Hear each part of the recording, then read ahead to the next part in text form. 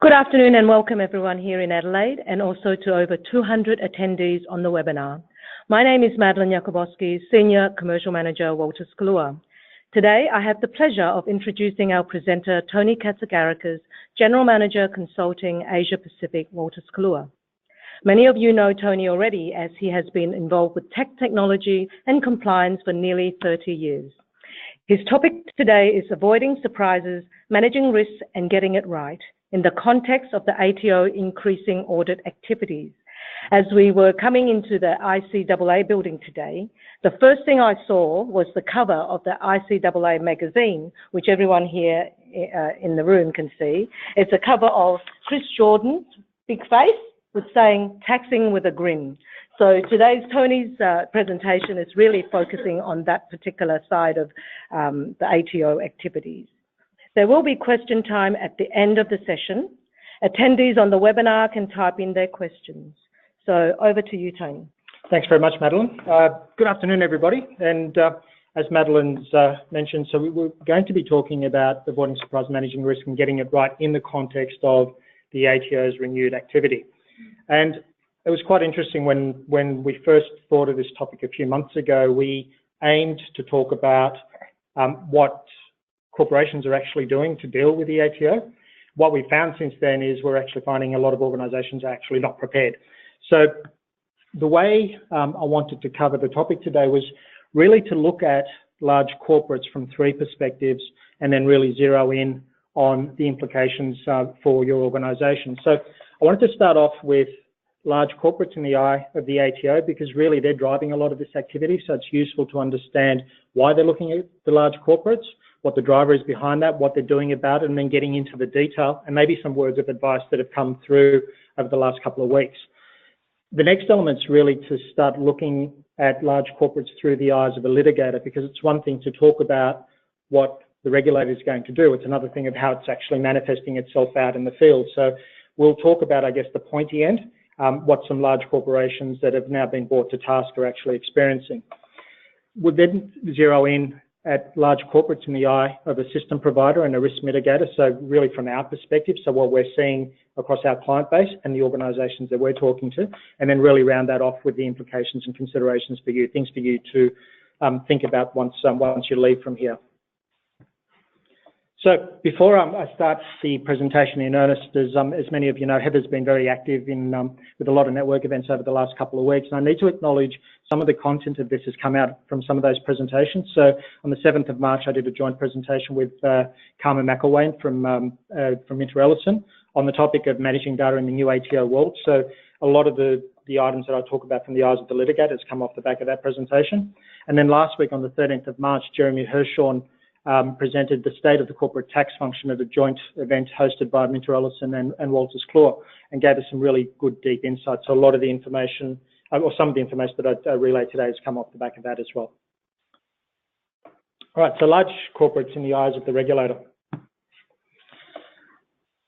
This quote from Chris Jordan pretty much sort of sums up, I guess, what the ATO is doing at the moment. He says, "We tell our staff you've got to get in behind the PowerPoint presentation because the PowerPoint is just the story." What you'll tend to find is that a lot of the conversations that are coming out of the ATO is, we appreciate all the glossies, we appreciate all the PowerPoints, we appreciate the face value of everything that you present, but we're really going to start digging in to see what the reality is behind the presentation. So Chris talks about the PowerPoint and what's behind the story. Jeremy last week was talking about governance and glossies versus the reality of whether you're actually living what you're saying and whether it actually stacks up, whether you're actually testing what you're doing. And we'll see these themes going through. So you'll see a lot of recurrent themes as we go through. So let's look at the demographics. Why do they care about the large corporates?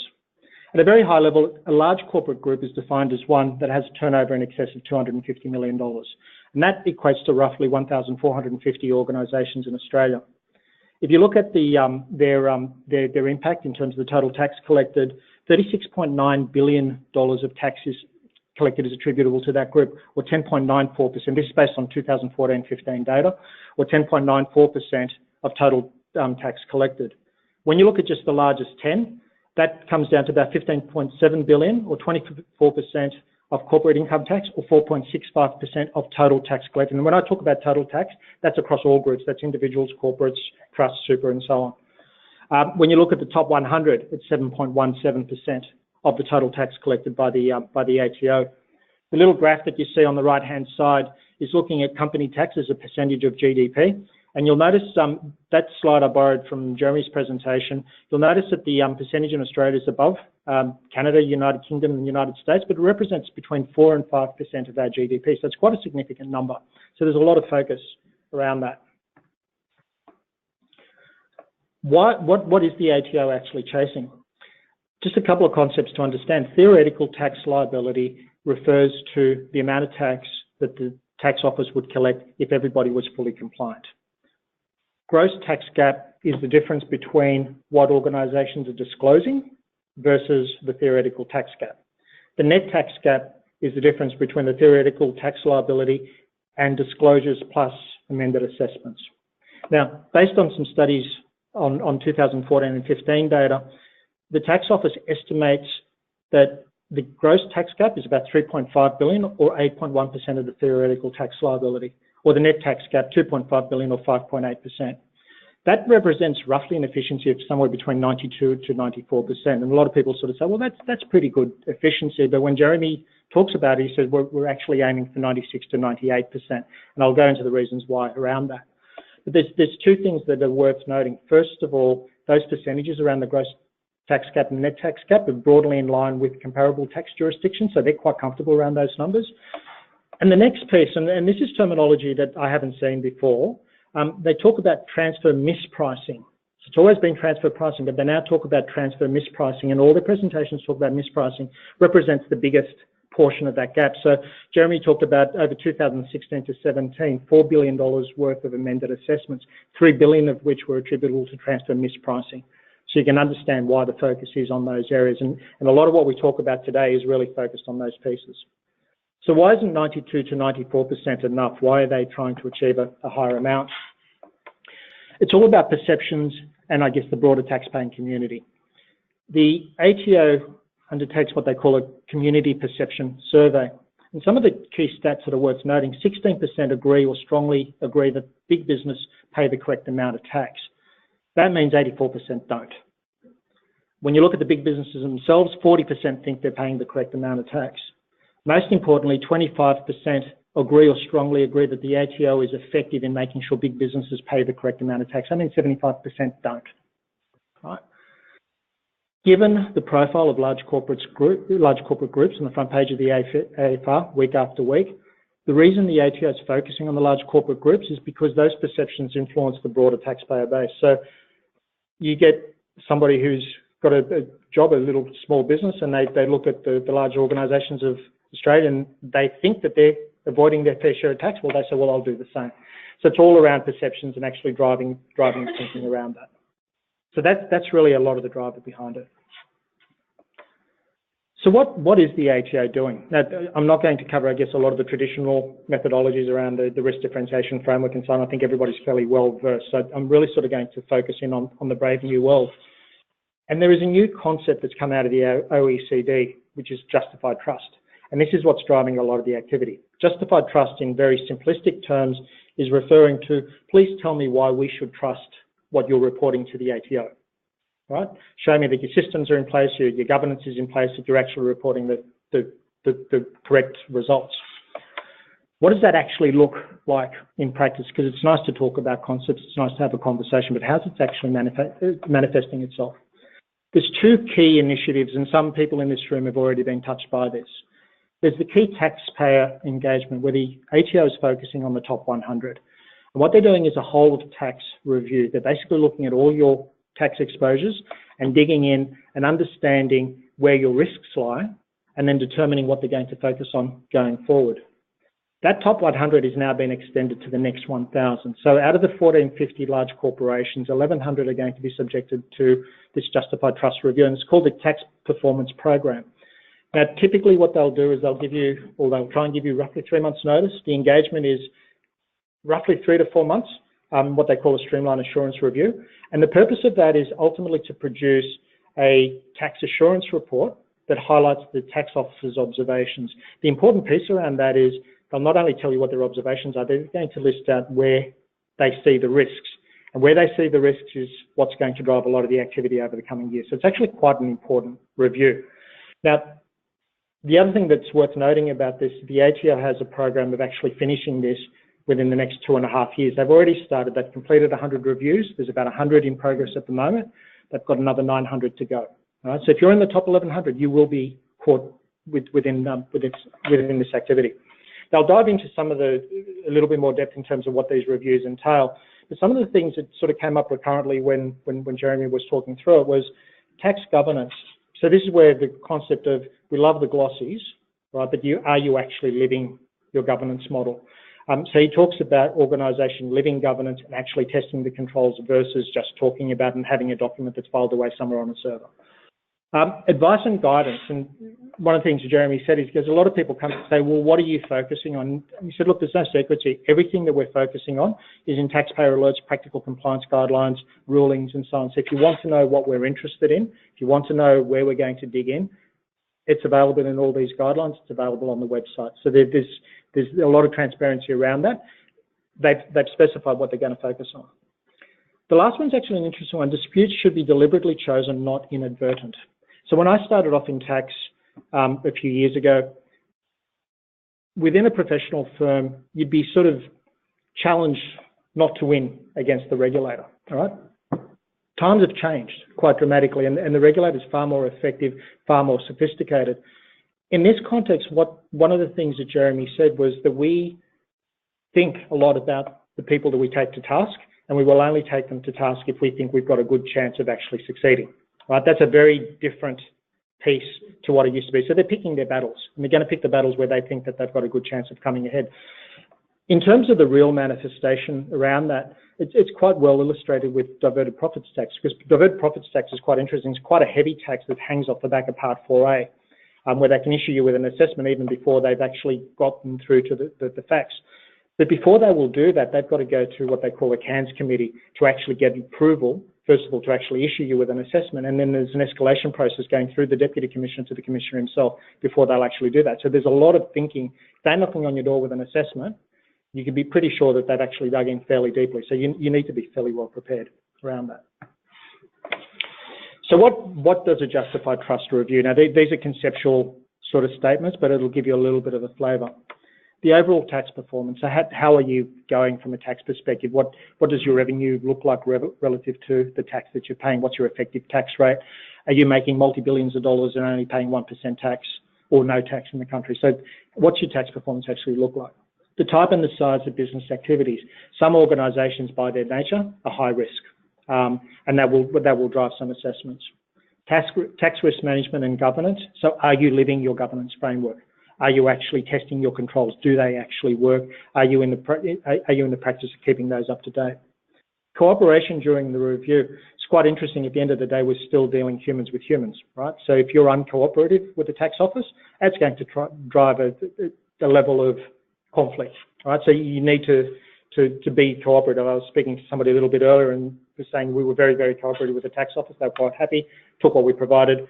And we're expecting our report fairly soon. So it's important to be fairly cooperative, with the tax office on the way through. The items that they're looking for assurance on is, again, your risk and governance framework. Are you living that? None of the specific tax risks flagged to the market at present. So I talked about how they have been very active in communicating tax policy and what they're looking for. When you're reviewing your positions, you want to make sure that you're in line with that policy. And if you're not, you need to be sure that you can actually justify why you're not. The tax outcomes of atypical new or large transactions are appropriate. Jeremy talks about we focus on large flows, things that have a big impact on the tax that you pay. All right. If you've got big transactions, mergers, acquisitions, restructures, you want to make sure that the outcomes of that align with what the tax office might expect, and if they don't, why? And any misalignment between tax and accounting results is explainable and appropriate, and the right amount of tax is payable. So that's fairly self-explanatory. So anything that doesn't look right, please tell us why it's that way, and be able to support that. So what actually attracts them? I'm just digging down maybe to a little bit more detail. I won't go through these in too much detail because a lot of it's fairly self-explanatory. So financial or tax performance vary substantially from industry patterns. If your industry is on an upward trajectory and your tax payments are on a downward trajectory, it's going to raise questions, right? Significant variations in the amount of patterns of tax payments compared to past performance, relevant economic indicators and industry trends. Trend analysis is increasingly becoming an audit tool used by the tax office. So once again, if your economic performance, the economy is going up, the industry is going up, your tax payments are going down, it's going to raise questions, but they're now actually doing the reviews to try and identify that and look for those anomalies. Similar theme, unexplained variation between economic performance, productivity and tax performance. Strong organisation, business is up, tax payments are down, ask questions. Unexplained losses, low effective tax rates, low or little tax will attract attention. History of aggressive tax planning by the corporation, group or board members or key executives. There are some organisations that are notoriously known for having chief executives get up and talk about their rights, about aligning with the letter of the law. Now that may well be fine, but there's a big difference between saying I'm a good corporate tax-paying citizen versus I'm aligning with the letter of the law. That will attract attention. Even if your organisation's risk profile likes to sort of run to, right up to the line, you want to sort of think about how that actually comes out in the outside world. Perceived weaknesses in compliance structures, processes and approaches. The integrity of business system is perhaps one of the biggest sources of inadvertent errors coming out of organisations. Spreadsheets, insufficient analytics and so on. People sometimes just get it wrong simply because the systems are not strong enough to get the right answer. So there's a big focus around systems. Tax outcomes inconsistent with policy and intent of the tax law. We see that playing out right now in international tax. Why do you have high revenue and very low tax? We're going to have a conversation around that. Promotion of tax exploitation schemes. I don't know a lot of corporates that go out there and actively promote tax exploitation schemes. You'd be a brave soul to do that, but if you do, stop. I think is probably wise words. Implementation of transactions that are materially different to product rulings, either public or private. So if you've been given a ruling and the way you implement that is dramatically different to what the tax office expects, they're going to ask you questions. Any major change, rapid growth, restructures, reorganisations are usually a good trigger point for error. Not necessarily deliberate, it's just simply when you've got a big change, there's a big piece around tax technical interpretation and then the manifestation of that in the numbers that actually come through. Those sort of changes are notorious for creating a lot of issues and errors, so the tax office will dig into those. And as we'll see a little bit from the litigator perspective, you might be surprised how far they actually dig in. And then business employing strategies that lead to an erosion of the corporate tax base. So you'll see a lot of press around Singapore hubs, management centres in Ireland and so on. They're going to attract attention. There's a whole bunch of things. This one was sourced out of the ATO's Large Business and Tax Compliance publication. So that's as close as we get as an indicator.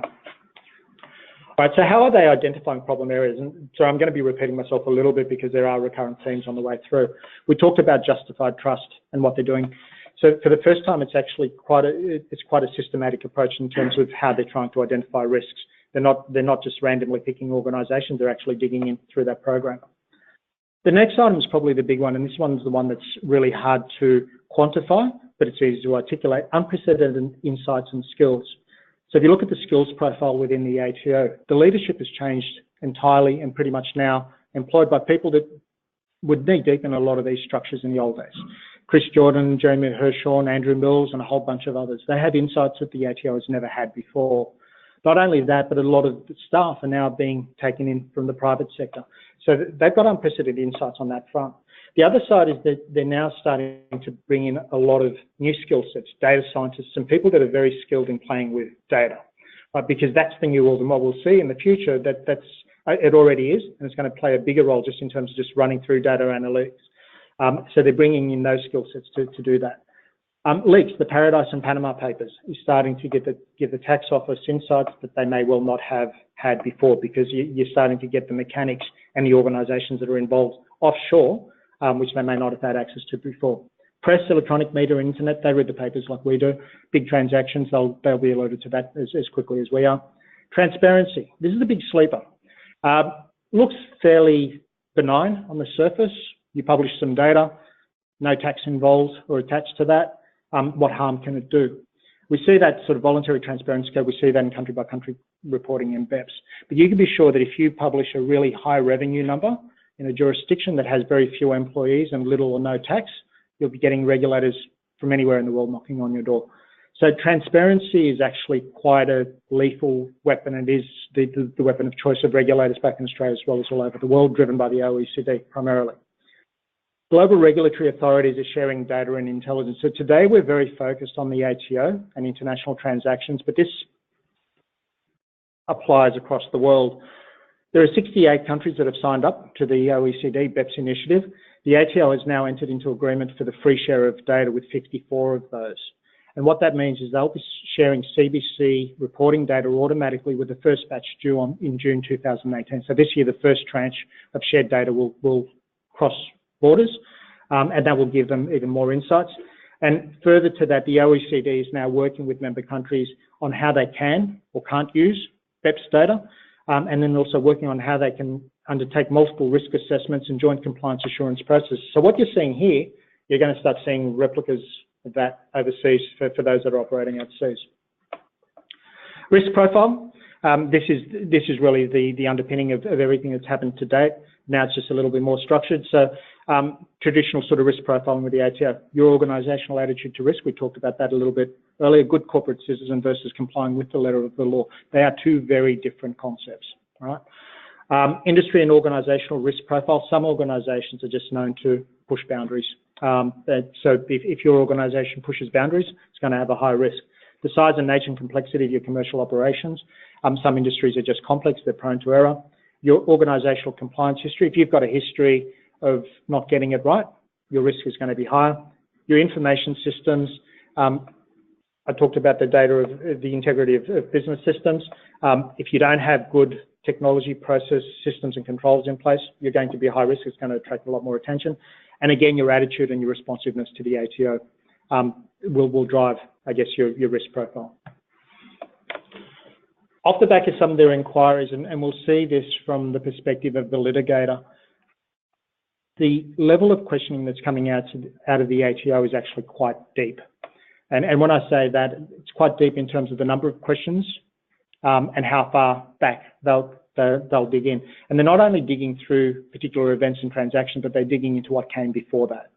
And we'll see that there'll be some surprises around it. Sophisticated tools and methods. So the ATO has had access to all taxpayer data for some time, but they now have the technology to pull that data together and to be able to mine that data and do a whole bunch of stuff around it. So they're able to benchmark you against industry. So they have all the stats of all the organisations in the same industry as you, so they can very quickly see what your profile looks like. Data collection and data matching, we talked about that in the context of international tax, but then also locally they collect all the data from the banks, dividends. Every organisation is required to report on PAYG and contractors that they engage. So a lot of that electronic data that they get, they now have sophisticated tools to match it, and they're not only matching it from the private sector, but also from other government organisations as well. So Centrelink to tax, to other organisations and so on. So a whole of government review. Trend analysis and ratio analysis. So traditionally, the ATO was very big on looking for blips, anomalies in ratios, but now they're increasingly starting to run analytics and trend analysis over all your historical data and looking for anything that looks unusual. With the data analytics, we see that played out a lot in GST, where an audit review now actually requires you to put in your transactional data, and they will run their analytics across that data.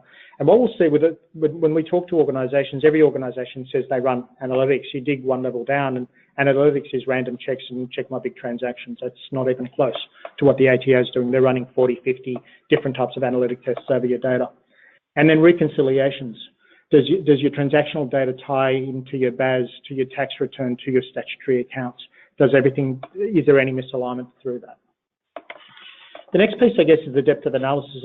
We talked about them deep diving into the transactions, looking for the evidentiary support.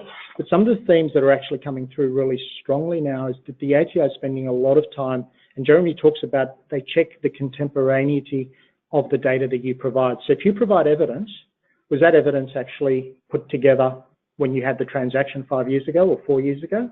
or was that written up last week to try and justify what was there, right? So they check that. They also check the data that you've put together to make sure that there's been consistency of what's been reported. Most importantly, it's no longer limited to numbers. And you will see this recurrent theme that's coming out of the tax office now, and you'll see that from coming back from the litigator, and you'll see that in cases if you look in Chevron. They're now digging into emails, SMS communications between employees to actually try and understand what the motivation is behind certain transactions. And I've been to a number of presentations where they give different examples where you'll get an email where somebody says, oh, why is this company being set up for? Oh, it's just there because it gives us a really big tax advantage. And then somebody will send an email through and say, oh, please don't send anything more by email. I'm on my way down now. Right? They see all of that. There's a lot of examples around that. If you want a live example, read Chevron. All right, there was an email that ultimately really got them undone. So they're really focusing in on those pieces. Emerging technologies. In our space, you see a lot of talk around artificial intelligence, machine learning, and robotics. Now, those technologies are quite mature in a lot of different markets. It's probably fair to say in the tax space, they're starting to emerge, right? So with robotics, we're starting to see elements of robotics where we're starting to automate, I guess, certain data manipulation tasks and just working with data. In terms of artificial intelligence, I know the ATO is doing a lot of work with IBM around Watson. And for those that have had any dealings with Watson will know what it's capable of doing. It's actually quite scary because Watson can interrogate not only data and text, it can interrogate photos, voice, social media, a whole bunch of stuff to bring things together that you just cannot, you know, as the human brain just can't bring together. And then machine learning, so basically processes that run a process and actually learn from that process and get better as it goes through. So they are definitively emerging in our industry, but it is very early days. There's a lot of press around that. You can be sure they're going to feature quite prominently over the coming years, and don't be mistaken into thinking that's 10 years out because the developments in this area are really, really quick. So we'll see a lot more impact of that. All right. Last piece around the ATO. In the course of the various presentations that we've been through, there were some gems that Jeremy shared, and it's probably wise to listen given that it's coming straight out of the ATO. And the first one's probably the most interesting one. Jeremy said, you'd be surprised how many taxpayers who have been asked to defend a particular structure or event or transaction turn up with an advisor who was the person who put that structure in place in the first place. And he had some fairly sort of strong advice that you should consider actually getting a different advisor to put a fresh set of eyes over the transaction before you engage the ATO. When you think about it, that actually makes a lot of sense because the person who put the structure together thinks in a particular way. You need a different set of eyes to look at it differently to maybe get an ATO perspective on how it might be seen. The evidence-based sort is broad. Emails often provide interesting insights. Now that is repeated recurrently because I know when we talk to clients, people are very conscious of letter of advice and commentaries and queries. When you've got a really big transaction that has big impact on your tax flows, you probably need to be looking at those communications. It comes up recurrently again and again. So you'll hear me repeat that a number of times, but it's quite important. Do not over-rely on legal professional privilege. The ATO has stated, and we will see in the eyes of the litigator, has challenged claims for legal professional privilege. Jeremy brought up an example of one client that tabled 5,000 documents and said, sorry, we're not sharing that with you because it's subject to legal professional privilege. They're absolutely going to challenge that. So you need to be a little bit retrospective in terms of what you're claiming legal professional privilege and make sure it is actually, in fact, subject to that. He had a word of warning about providing quick responses and off-the-cuff responses that proved to be wrong. Right? So what we'll see is that the tax office will give you a fairly short time frame to respond to questions, but at the same time, avoid the knee-jerk reaction of providing an answer to get them off your back, because if it's wrong, it's just going to trigger even deeper, a deeper dive later. And again, I'll re-emphasize the ATO's focus on the large flows, the things that have a big impact on the tax payments around that. So that's the end, I guess, of the ATO view of large corporates. So let's move on to large corporates in the eyes of a litigator. So I'm just going to put together a series of observations which are worth considering on the way through. So the first piece, again, the ATO is taking a structured and systematic approach. So rather than trying to work out who they're auditing, they're going through the top 1,100 and they're producing these tax assurance reports so that they actually have a very informed base from which they can start looking at activity. The taxpayers are expected to respond quickly to information requests. So notwithstanding the warning about quick off-the-cuff responses, you're still not being given a lot of time to respond to those. And two of the observations around that was the timelines and the resourcing that the ATO is putting towards this seems to be built around the diverted profits tax deadlines. So they're wanting to get to a point where they can actually make a call on that. And then also because they're trying to get through so many taxpayers in a short period of time in terms of those tax assurance reports, they're not that open to large extensions of time. They might consider short ones, but any material changes in terms of deliverables, that they're generally not granted. They've noticed tranche deliverable dates becoming norm, so they might hit you with 100 questions and say, we need you to respond to 50 of those in 6 weeks, the next 20 2 weeks after that, the next 20 2 weeks after that. So they're observing a lot of that coming through, and they're also observing that the ATO is starting to rely on formal notices rather than just general questions a lot more often, particularly in some of the bigger cases. The ATO is not sympathetic to difficulties with personnel change. Now, one of the big challenges is when the ATO is coming to you and asking questions, they're digging back generally 3, 4, 5 years in terms of the transactions and events that they're looking at. Now, quite often, you're going to be in an organisation where the key people that are involved are no longer with the organisation, and even if you can track them down, they might not be happy to cooperate because, I mean, think about it, if you're no longer with an organisation, how much are you necessarily going to share what happened in a transaction 4 or 5 years ago? The ATO generally is not sympathetic to that because they're expecting you to be able to justify and have the evidence to support the positions that you've taken. So if you have key people that have left, that have been involved in some of these large transactions, you need to actually start addressing that. It's been observed that the goodwill earned from the ATO over many years may not have much currency. So if there's something that the ATO is really concerned about, it doesn't matter if you're the best of friends for the last 5 or 10 years, they're still going to dig in. The second last bullet point, one of the things that Carmen talks about again and again is she's been surprised how many taxpayers who have been challenged express absolute comfort around the evidence supporting the position that they've taken, only to be asked to find that evidence and then produce the evidence and find that it actually supports something entirely different, right? So it's nice to say, look, here's the contract, right, and here's the letter of advice, but you need to read it and actually see that it reflects what you've done. And then the last one's sort of a little bit on the edge, but sometimes taxpayers inadvertently lose the benefit of evidentiary rules. Like anything legal, there are some fairly strict evidentiary rules that actually govern what can be accessed and what can't be accessed. And it was noted that many taxpayers have basically undermined themselves by doing things that break some of those protections. And I guess the message behind that is that if there is anything that's on the edge and it's controversial, you probably want to engage your advisor fairly early just to make sure that what you're providing is appropriate. All right, the scope and the scale of requests. So at the start of the presentation, I mentioned our intention originally was to talk about what taxpayers are doing in order to counter some of that activity.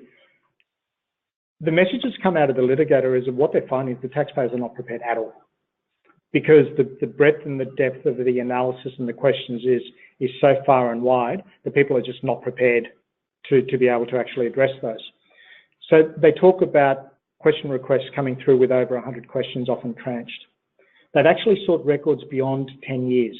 So a lot of people, everybody knows the limitation is 4 years, 7 years, but they're actually going back as far as 10 years. And often the context of that is to look at why you've restructured your organisation and what actually occurred before then and why you changed.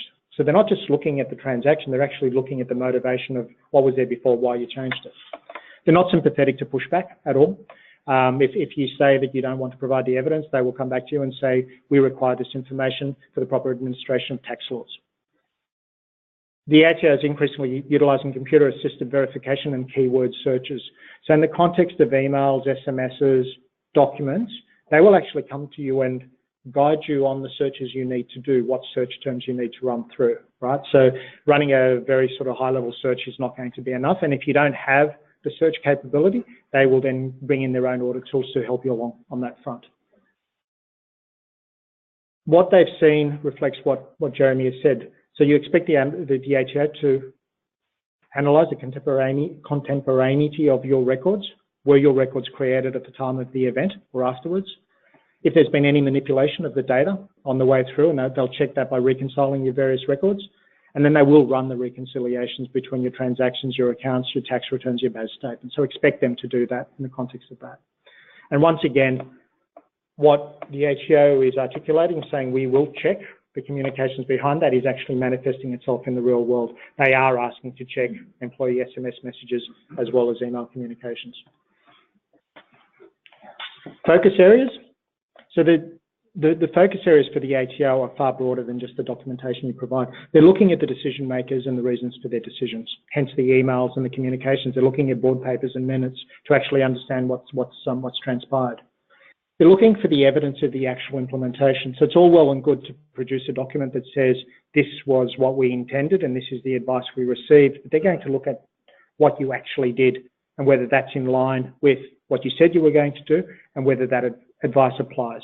So they will dig into that level of detail. They will dig into your ultimate parent company overseas to try and get more information, and they will use their links with other regulators to do that if they need to.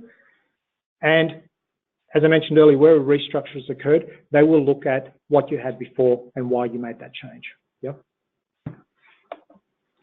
Legal professional privilege. So the litigator has very much seen the ATO actively challenge claims for legal professional privilege. So once again, it confirms, I guess, what the ATO said they're going to do. They're actually doing it in the real world.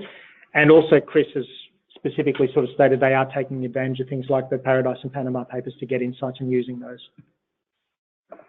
All right, some of the key takeaways that have come off the back of the presentation that Carmen did. Most organisations are not prepared for the depth and breadth of inquiry. So we came back quite clearly sort of noting that most taxpayers are just not prepared to the depth that the ATO is going for. It's really important for you to check your evidence. Is it contemporaneous? Does it support the position that you've taken? Is it available? What did the decision makers actually say and do outside the formal documentation? And strong advice about engaging your advisor early, just to make sure that you're doing things properly and not inadvertently undermining your own position as you're going through. All right, so that's the view, I guess, of the litigator. So my next section is really looking at the large corporates in the eyes of a system provider and a risk mitigator. So really what we're seeing out in the market. So we're sort of filtering down. So what we've done is we've talked about the tax office and what they're doing, why they're doing it, how they're doing it. We've talked through what the litigators are seeing in terms of those that have been put to task. And what we're doing now is really starting to look at a systems level, which is probably the end game, because ultimately at a system level, that's where you're starting to report your numbers. So what we're seeing, and again, recurrent theme, ATO engagement increasing and highly disruptive, exacerbates resource challenges. Where we're seeing that is we're engaging a lot of clients who are now wanting to put robust systems in place, and they're engaging us, they're engaging the Big Four, they're engaging other providers to try and put that in place. We're frequently encountering clients that have had to put things on the back burner simply because they're now tied up for 3 to 4 months, actually going through audits and addressing questions and so on. So we're actually seeing the manifestation of that activity in real life. The board and executive focus is variable, and I raise that in our context because from the early days when I started tax was always finance's poor cousin, right? So whilst they would pour literally millions of dollars behind finance, they won't necessarily do that in tax. Where you don't have board and executive focus, they won't necessarily understand the impacts of appearing on the front page of the AFR, right? The impacts of having a lot of tax office activity. So if you don't have their support, you may not actually get the resourcing and the funding that you need to be able to put the systems in place to be able to address some of these things. Now, a lot of our larger organisations, yes, the board is now very active, but we're still seeing a lot of organisations where the board and executive focus is very intermittent, if at all. Multiple ERP and consolidation systems. This is probably a good news front. I think most organisations are very conscious of the integrity of their data. So most organisations that we speak to will have a program in place to try and streamline everything through one ERP system. We used to see a lot of organisations that had 30, 40, 50 different ERP systems, trial balances, but invariably we do see organisations now trying to streamline and adopt just one chart of accounts, one ERP system. So with mergers and acquisitions, that's always going to be a moving feast, but the consciousness of one source of truth around data is actually quite strong across most organisations. Compliance and reporting, though, paints a very different picture when you dig in. What we're seeing when you look across the whole range of taxes and financial reporting is the use of a lot of disparate tools. So you'll have point solutions, so people might put a solution in place, say, for preparing tax returns or compliance, for tax reporting, but then they'll use spreadsheets for some of the key calculations. They'll use spreadsheets for doing GST or other taxes. Sometimes they'll just print a form off the internet and hand fill it in. There's a whole mix of different ways of doing their compliance reporting. The reason it's worth labouring on, though, is that this reporting is your face to the regulator, it's your face to management, it's your face to your key stakeholders, your shareholders, and yet it's the weakest link. It's the part that actually a lot of organisations are not streamlining. It's the part that's actually most prone to error. Corporates are still very highly reliant on spreadsheets. I won't go through the studies. I think most of you have probably heard us go through that before. A lot of organisations still use spreadsheets as the backbone of a lot of their reporting. Right? There have been many, many studies that will tell you error rates are above 90%, will tell you transposition errors are 10 to 20% on the way through. What's fascinating is when you talk to tax managers, they always express very high levels of confidence in their spreadsheets, which totally defies what the regulator reports, which actually reports integrity of business system and spreadsheets are one of the biggest sources of error. Right? So we're seeing a lot of that. Mix of in-house and outsourcing preparation and review. Now, if you've been in the industry for long enough, you begin to see fashions and trends. So when I started, there was decentralisation of the tax function, centralisation of the tax function, decentralisation again. We're starting to see that play out on a global scale. In today's world, there's a lot of discussion around outsourcing certain key elements of the tax function, particularly around tax return preparation, now some tax reporting. And whilst there's a lot of pros and cons around outsourcing the task, the piece that most organisations are not thinking about is that they're also outsourcing their data as well as their systems. And what they're not thinking about is what happens in 3 years' time when the tax office knocks on your door and says, can you please give us all the data? And you go to your provider and say, can you provide us the data? And realise that they're not going to give it to you because they're implicated, right? And there's been cases of that off the back of the litigators, right?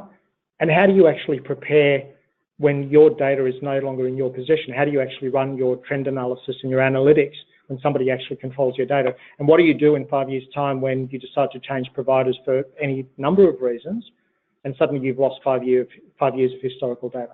So your outsourcing versus insourcing, yeah, absolutely valid. You may want to outsource certain functions. Some organisations like G have actually outsourced the entire tax function to PwC, but you really need to think hard about outsourcing your data and the systems that can contain that data. Limited to no analytics, trend analysis, cross-functional reconciliations. People talk about it, they don't do it. Right? The analytics is not random checks and checking your largest transactions. That's really, really very surface level. Detailed analytics, you're running 40, 50 tests in order to be able to cut and dice your data and get good views of the information that you have. All of you would have a lot of historical data spanning 5, 10 years.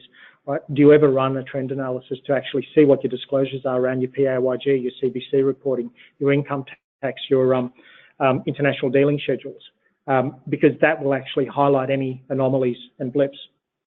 Cross-functional reconciliations. Are you reconciling your transactions to your BAS, to your tax returns, to your statutory accounts? Right? Because that's what the ATO is doing. Limited or no audit trails. If I asked anybody in the room today about the last tax return that they prepared, I'm sure all of you will have the exact answer of exactly why you've treated things the way you have. If I come to your organisation in 3 years' time and ask you the question, Do you know what makes up your disclosures and any of the evidence that actually supports that? A lot of organisations don't, because it typically is in people's heads. It's in the computer, it's been left in the back of the car that's been stolen. Right? It's on a hard drive, it's on emails, it's in paper files that are stored somewhere and archived in some office somewhere in Southeast Asia. And then again, having the evidence that actually supports that. So really, I guess the point of all that is that a lot of the organisations, just simply because of all the disparate systems that they use, are not in a position to really get the insights and the information they need to be able to respond to the depth of questioning that comes out of the ATO.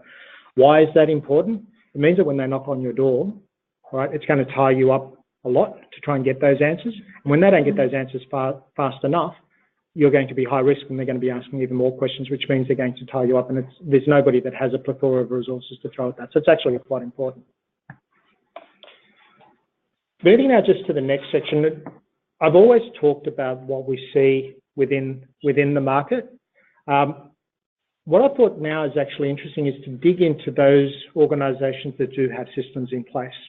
So they already have Integrator, they already have any of our competitor offerings. What we're actually seeing with organisations that are coming to us and they're exploring their different options, be they come to us, to the Big Four, or to a competitor organisation.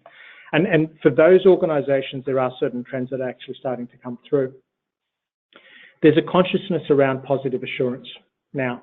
So organisations are conscious that if they do put the systems and the controls and the processes in place, that they're going to have a lower risk profile with the ATO, and they're going to be able to sort of manage through, I guess, some of those engagements a lot easier than they have done traditionally. Where it's playing out a lot at the moment is GST, VAT. We're under the Cooperative Assurance Agreement. The ATO has agreed to leave your loan for 2 to 3 years on certain aspects of your reporting because you've provided the relevant assurance and the positive assurance that your systems will produce the right results. In the top end of town, what we're actually starting to see is the larger organisations starting to broaden the use of their systems. So when we look at Australia and New Zealand, tax technology has been in this market for quite a long time. So I started in this space back in 1990.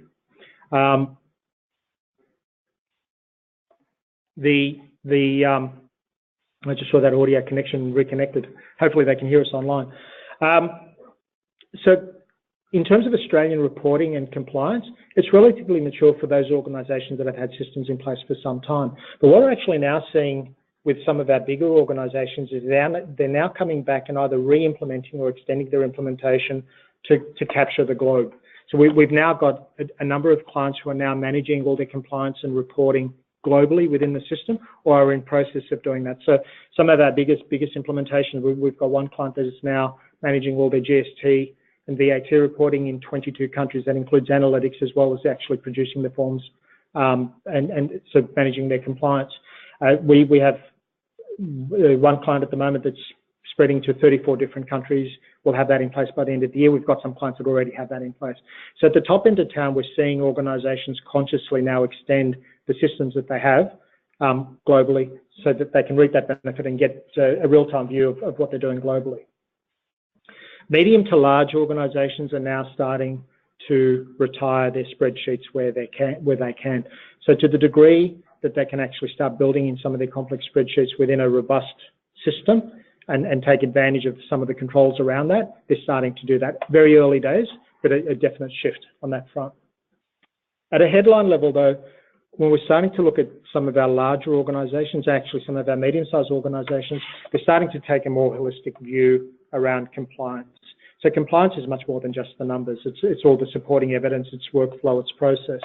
So we have a number of engagements on the go at the moment where we're now talking to clients about end-to-end automation, which basically means taking your data all the way through to reporting, to all your journal adjustments back into your ERP system. So actually trying to maximise the amount of work that's actually done within a single system. We're starting to see organisations that are now starting to take advantage of workflow and tax calendars to be able to drive to make sure that they meet their deadlines, building in all their checklists and their questionnaires so that they have some comfort around what's being done and have some record of what's been considered on the way through. There's a consciousness in terms of uploading and attaching all their documents and commentary in one place rather than having it in people's heads. We have clients that have actually gone back now and re-documented all their processes just to make sure that if the key people leave, they have that information. And then also audit trails and the evidentiary repository. So all the disclosures that have been made, a very big focus on being able to trace that down to source data so that they can actually justify those positions to the ATO should somebody comes knocking. Extending the use of systems. So I talked about the number of different systems for different types of taxes. What we're actually seeing is a real manifestation of clients now starting to take advantage of the same platform to manage other taxes. Most of the activity at the moment, logically, is CBC reporting and local file. So we're actually seeing a lot of clients now extending their income tax use to local file reporting. But also the one that's quite manic at the moment, as you can imagine, with all the lodgement deadlines. But the one that's brewing quite slowly in the background, when I say slowly, there's a steady increase in the number of organisations that are doing it, is around GST and VAT. Both locally and then internationally. I mentioned one client that's now managing the VAT GST in 22 jurisdictions, and they're actually now extending that to North America, South America, a whole bunch of other jurisdictions, and ultimately they'll be doing that globally. So GST VAT is the slow burn in the background that we're seeing a lot of activity on. What we're also seeing is you're never going to find one platform that will deal with all the taxes and all the reporting capabilities, but we're now starting to see clients that are taking advantage of the ability to configure your own capabilities to build out other taxes. Now, the most extreme case we have in our world is one of the big four is now rolling Integrator out to 90 different countries. They've now implemented compliance capability in 28 countries. So we're talking about Japanese compliance in Japanese, Saudi Arabia doing Saudi compliance in Arabic. They've actually built various financial accounting packages off the back of that. They've created a capability in India with 300 supporting schedules. So we're actually starting to see that people have bought into the concept of a single platform. In that particular organisation's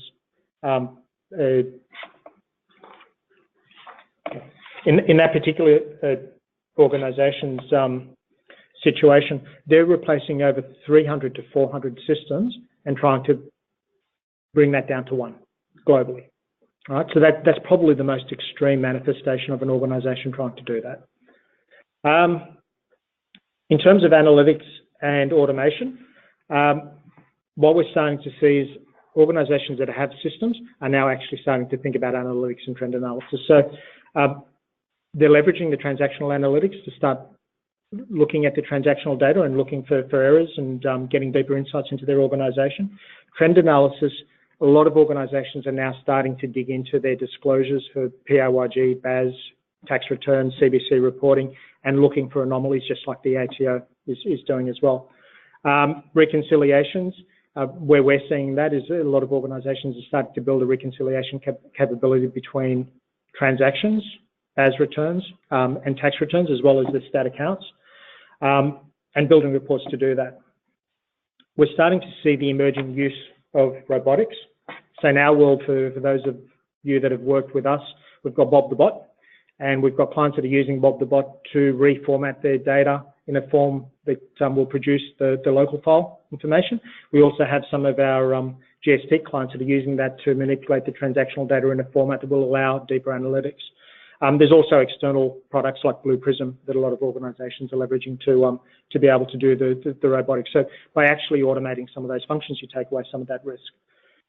And then for those that want to have really deep analytics, there are a whole bunch of external analytic tools like Tableau, for example. So we've got a number of clients that have actually engaged us to build out data extracts so that they can pull out data that they can feed through external systems like Tableau to run analytics on other areas that we won't necessarily cover.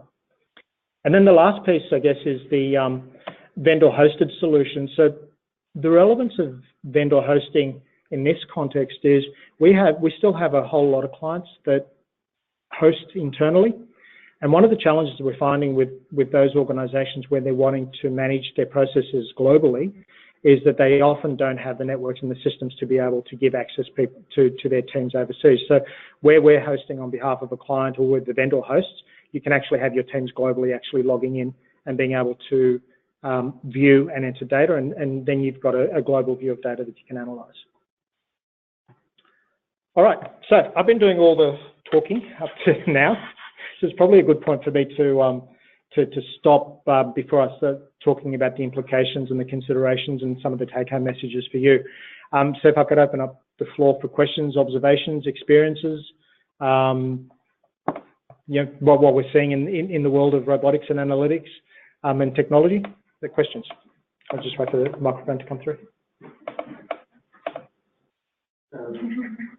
Controls testing, data analytics, robotics, they all feel like quite new sort of concepts for tax groups and so forth. I was looking to know how well developed you think the general industry is in terms of taxpayers and also in terms of where the ATO is at the moment. I think, okay, so far as artificial intelligence and machine learning, early days, right? Very advanced in other areas of industry, and it's actually quite scary what they can do with artificial intelligence and machine learning. I think for some of you would have heard the story of Walmart. I think that it engaged Watson, and Watson was able to come through with a correlation between what girls who are pregnant but don't know it yet tend to buy, and worked out their buying patterns and started sending them information in advance, and it became unstuck when a 16-year-old girl was sent the information and her father opened the pack and ended up suing Walmart off the back of that. But it's actually quite scary what it can do. So we can actually, we can expect that level of analytics.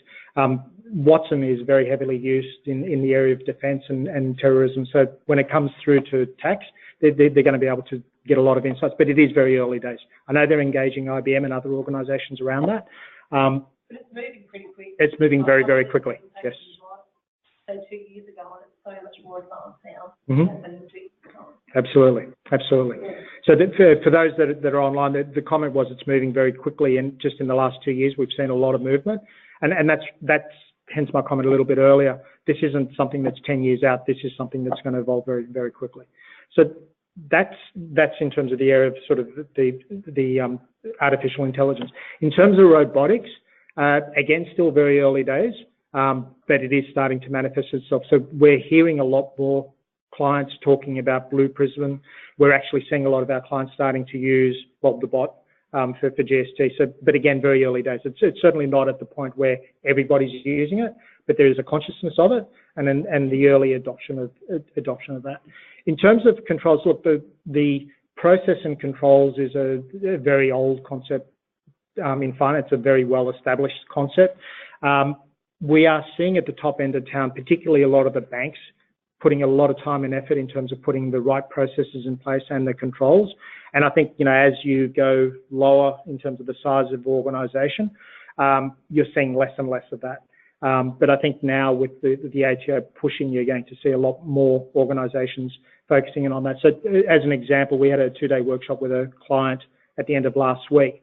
And just in the last 3 months, there was a push internally to document all their controls and actually make sure that those controls are effective and working. That was actually off the back of, I think, an internal audit report. So that's what the ATO is wanting now. We're just going through a streamlined audit review at the moment.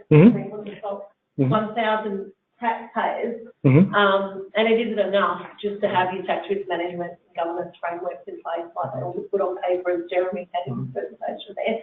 It's actually demonstrating that those controls actually exist. And one frustration I've got, it's okay for the top 10, top 50, because they've got huge internal audit departments to actually go and test those controls. But for the people that are outside of that, we've got one person in our internal audit department. They're focused around high risk, issues. We've now got to get them to actually test all the controls to actually just prove that they actually do exist. So I think there's going to be a lot of work done around control testing, documenting it, and actually having an actual plan for internal auditors to sign off on. To what degree are you engaging with the tax office in that process, or that's an internal? So we're still in the process. We haven't received our report, but I know one of the things to get the top rating, you actually need to demonstrate that you've got evidence that internal controls have been actually tested by the internal audit department or external authority. Consulting firms actually want that. So it's going to be big for all of us in this room now to to make sure that, we've got internal audit actually signing it off and saying that it doesn't exist. So how much of it, when you went through that tax assurance process, how disruptive was that, or what was the process you went through? It hasn't been too bad when we're still going through it. It hasn't been too bad, to be honest, compared to other companies I've heard out there. But it's just the expectations that they expect when, the new tax risk management framework guideline, ATO guidelines were only the more recent ones where they're saying that you actually need to have supporting evidence of internal control testing. That was only in 2017, for example, we're being looked at in 2014, 16. Not even in that period, but that's the expectations that they're sort of setting at the moment. That to get that top rating, you need to actually have done that testing. Given that you're going through that process at the moment, are they going to wait for you to finish that process, or they'll just put that in the report that's something that's been worked on? Subject to that, you run that rating, but they'll need to see that down the track. We can't actually go back and, because I said to them, I can give you all the evidence and show you, but of course, they've got to do their review in 4 months. They're not going to drag it out. Yep. Okay.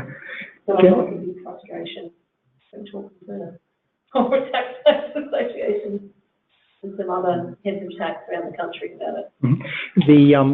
I mentioned a little bit earlier in terms of getting board and executive support. So how much visibility do you have to the board and the executive, and how much are you getting sort of, I guess, the funding and the support to be able to deal with that? I've got the support from our board, definitely, and I suppose with this, just making sure that, we get our internal, allowing them to approve for our internal audit department to have, how many hours, 30 hours a year to sign off on all of this. Perfect. Thank you. And any other observations you'd add to some of the ones that we've covered already? I can concur with sort of as you were going through. I feel, yep, I concur.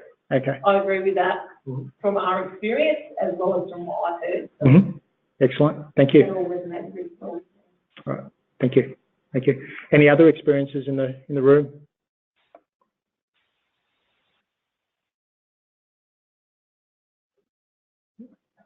Okay.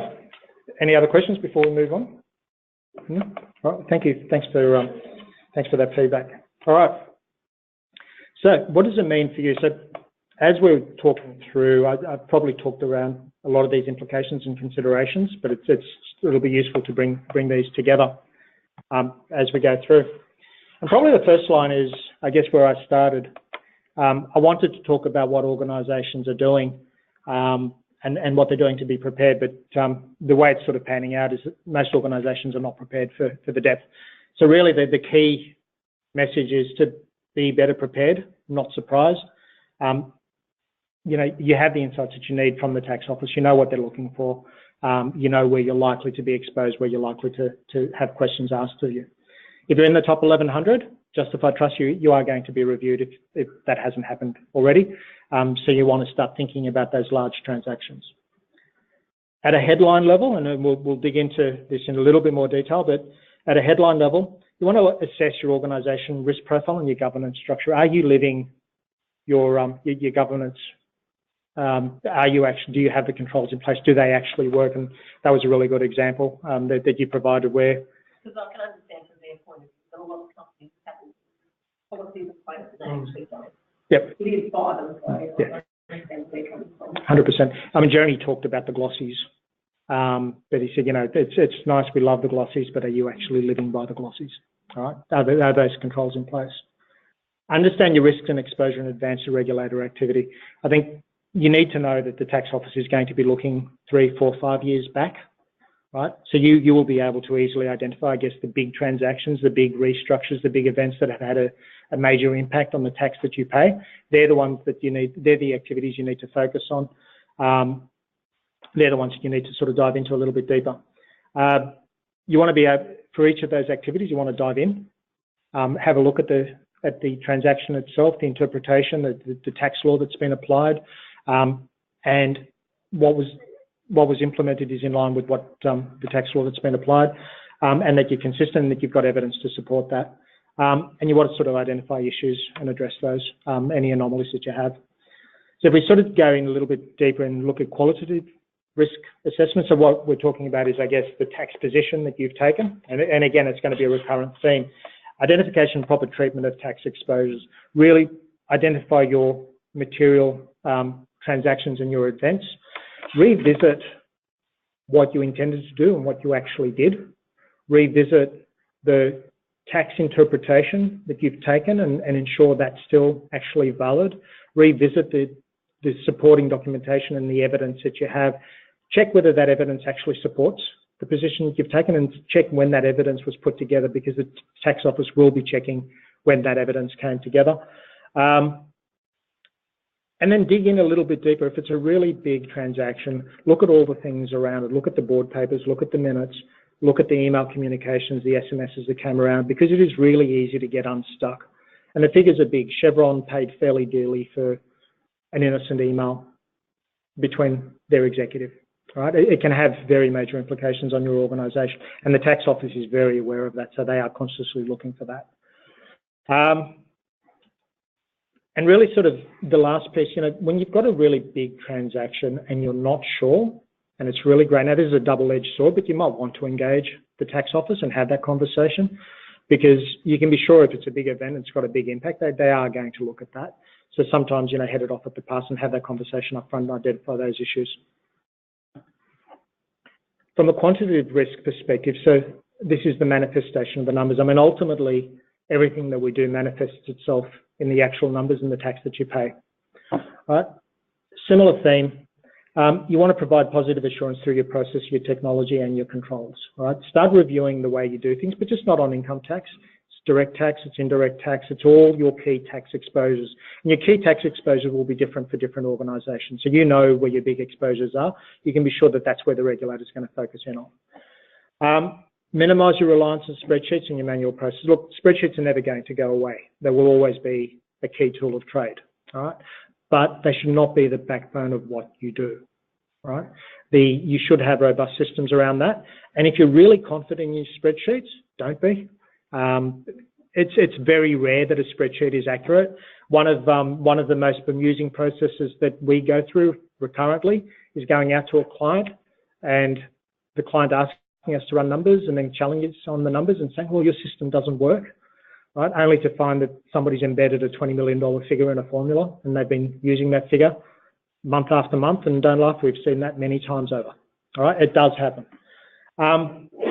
Deep dive into the treatment of your major transactions and events to be able to support what you've done. Have a look at the advice that you have and make sure that the numbers actually support that. Minimise the number of underlying systems. Have a look at your key taxes and look at how you're actually reporting that data. If you're using a mix of point solutions, spreadsheets, handwritten, try as much as possible to try and, the ideal world is a single system where you manage all your compliance and reporting capability. That's the perfect world. A single process, a single system. That's what you want to aim for. That's what you want to move towards. If you're doing things by hand in spreadsheet, you need to be reviewing that. Take advantage of data analytics, dashboards, and trend analysis tools. So to the degree that you have that information, you need to start doing the things that you know the tax office is going to be doing. Easy place to start. Look at your tax returns, your BAS statements, your PAYG over the last 4 or 5 years. Map those out, graph them. The anomalies will stick out because you're going to have a steady line and then there's suddenly going to be a big blip, right?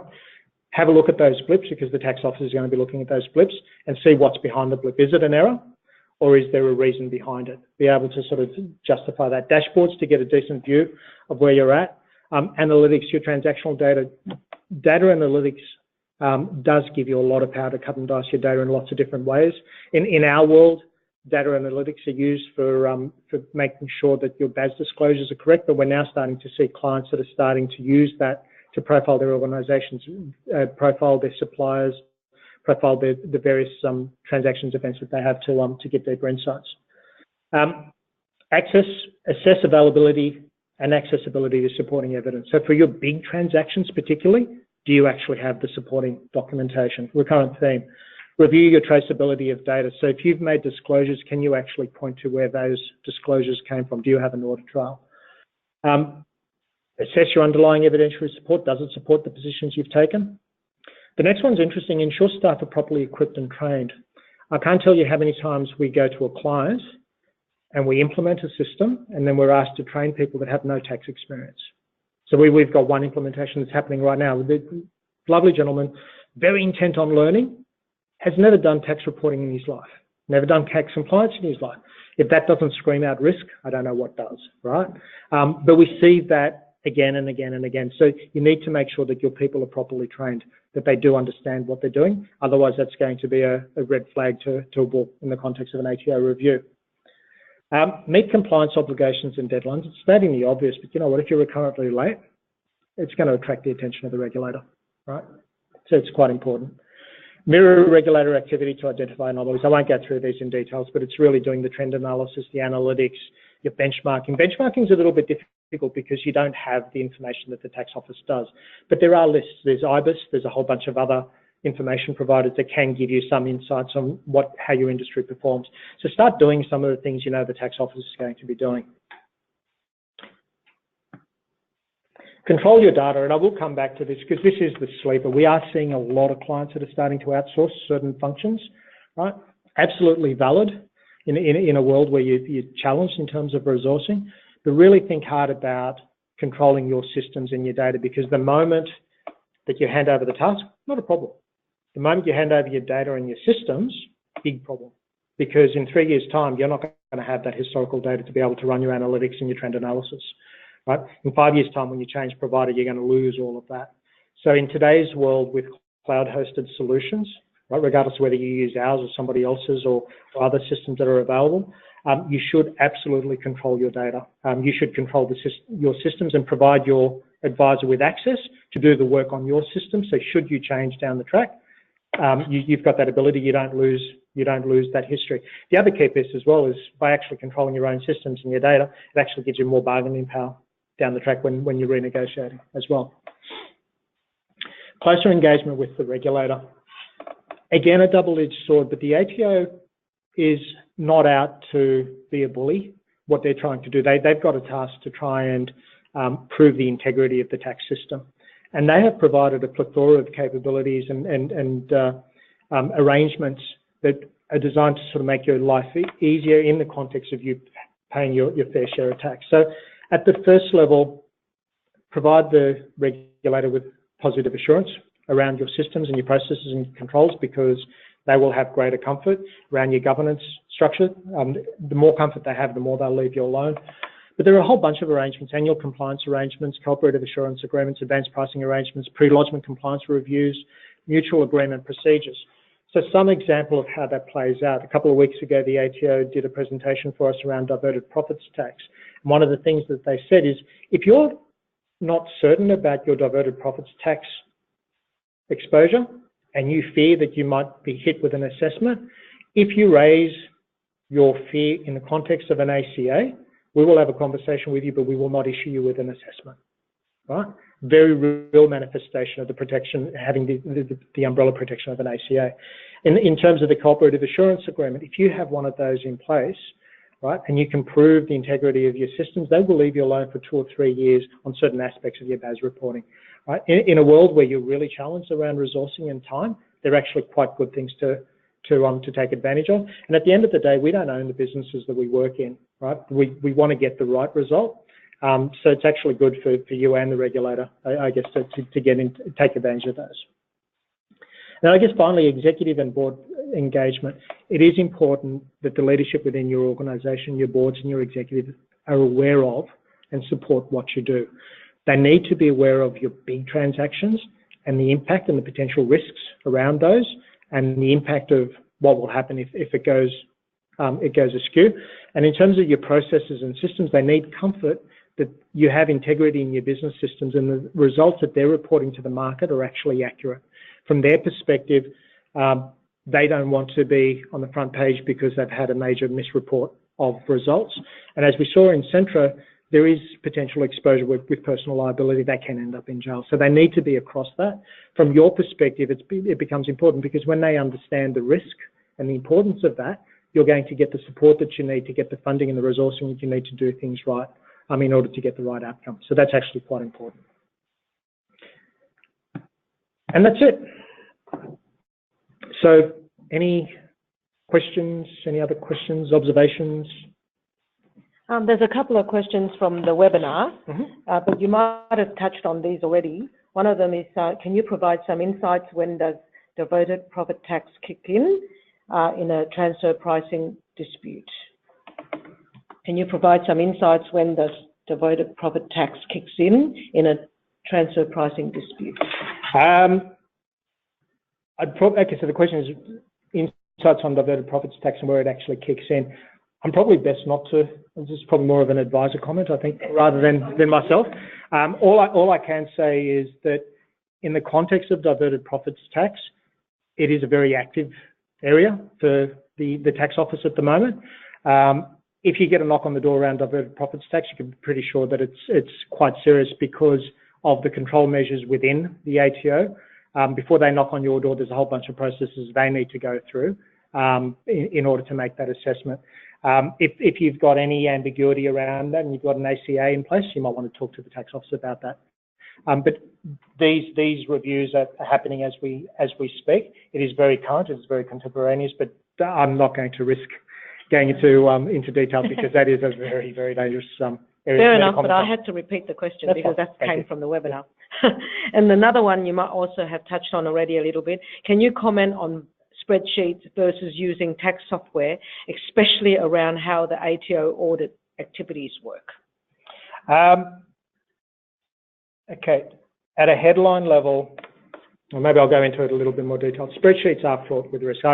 In my lifetime, I've played with spreadsheets from back in 1990, where we used to have to wait for an hour for spreadsheets to process. I've broken spreadsheet capability many times.